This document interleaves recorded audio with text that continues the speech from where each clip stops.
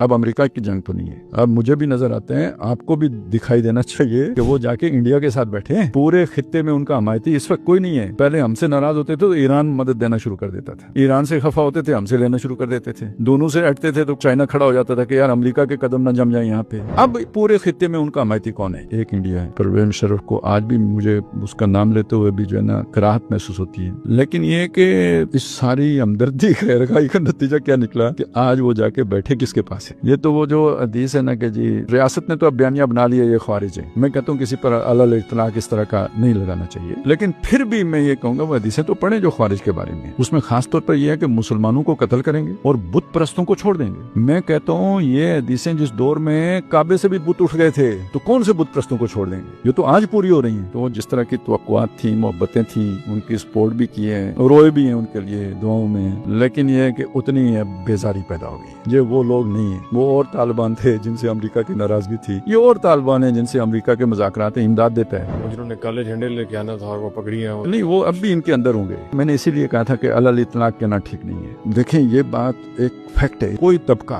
कुल का कुल गलत नहीं होता, कुल का कुल ठीक नहीं होता। पैगंबरों की जमात के अंदर मुनाफिकीन नहीं रहे और बुरे से बुरे यहूदियों के अंदर नेक लोग नहीं थे। अगर ये फुल स्केल जंग करते हैं तो गलती करेंगे, उसका उन्हें तजर्बा है। क्या करेंगे? पहाड़ों पर गोले मार मार के अपनी मईशत बैठाएंगे। वो हमने इंडिया में मारने थे, उधर मारने पड़ जाएंगे खामखा। मेरा ख्याल है इतने खर्चे करने की जरूरत नहीं है। ये एक जितना भी इनके लिए मुमकिन है ना, एक वो लाइन ड्रा करने, वो जो नो मैंस लैंड होता है कि भाई ये कर्फ्यू नाफिज है, इस एरिया में जो नजर आया गोली मारेंगे। वैसे मतलब वो कितना अरसा बॉर्डर सील करा के बैठ सकते हैं? इनकी गंदम यहाँ से जाती है, इनके सारे जो है ना तिजारत इधर से होती है, लैंड लॉक्ड एरिया है, कैसे चलेंगे यार? अहमक है वो, हिंदुओं की बातों में आ गए हुए हैं। इन्होंने कैसे 20 साल जंग लड़ी है? मुसलसल तो नहीं लड़ी ना, ये बैठे रहते थे। जिस दिन दिल आता था 2 बंदे गए, किसी एक गोरे को फड़का के आ गए, उन्हें पूरा महीना सिक्योरिटी मेजर्स लेके रखने पड़ते थे, तो खर्चा सारा अमेरिका का हो रहा होता था। इन्होंने क्या करना है? बस डराना है, एक दफा डराना है। वो काम ये शुरू कर देना, दफ्तर में ना बैठने दें किसी को, करते रहे हुकूमत उन्हीं की रहे। हमने क्या करना है अफगानिस्तान में जाके और काबुल में बैठ के? बस जब तक इन्होंने दहशतगर्दी खत्म नहीं की ना, अपने दफ्तर में ना बैठने दें। मैं नहीं समझता कि वो हमसे जंग लड़ सकते। हमें बस ये देखना चाहिए कि भाई खर्चा कम से कम करना है।